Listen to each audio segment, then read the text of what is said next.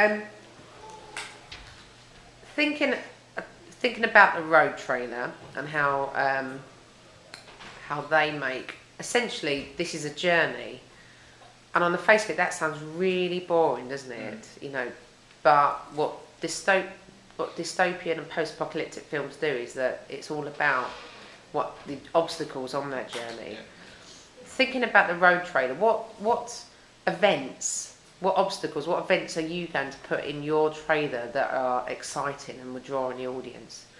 Well, first of all, the first sort of 30 seconds will be taken up by the initial spray, so that will be quite interesting itself because it will have a lot of good imagery, like, and camera shots that are quite interesting.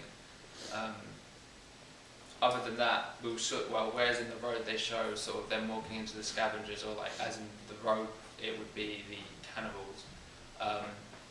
That's mainly what we would show as well, but there's also like interesting like shots with the character like walking down the street. I know it doesn't sound that interesting, but sort of the sort of wow factor of everything sort of gone to shit. It's quite effective, I think. I think the characters also bring it together, with them being like polar opposites. They sort of make it interesting with their two different personalities, and it sort of like brings that along as they sort of collide, but they don't.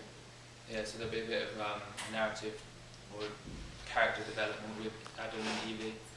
Because it's sort of a religious thing, the names are sort of ironic. Adam is sort of the vulnerable one, whereas Evie's not. That's why we wanted to have it postmodern. So that will be quite a good thing to show as well. Like, we'll show them developing, like sort of interacting with each other.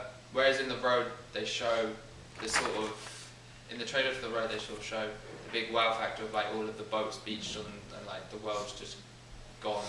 Any like sort of structural society that just isn't there. That's sort of, we want to show a lot of imagery as well. So it's not just going to be them journeying. It's going to be a lot of imagery, a lot of shots maybe of the before.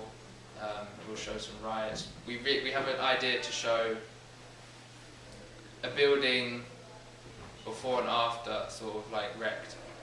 We thought we'd do that by finding these sort of images online and sort of filming it. And other than that, we sort of wanted to do a hyper-reality when we switch between the before and after. Like, we will show Adam in his clean clothes, and then exact same position, and like the backdrop's all nice and happy, like maybe him in town on a happy day, where everyone's going and shopping. And then the next shot would be him in all of his like wrecked clothes, same position, same shot, the camera hasn't moved, but with all of his broken stuff. Fab. I would remember that you only can have a small amount of found footage. It has to be mostly about what you've shot.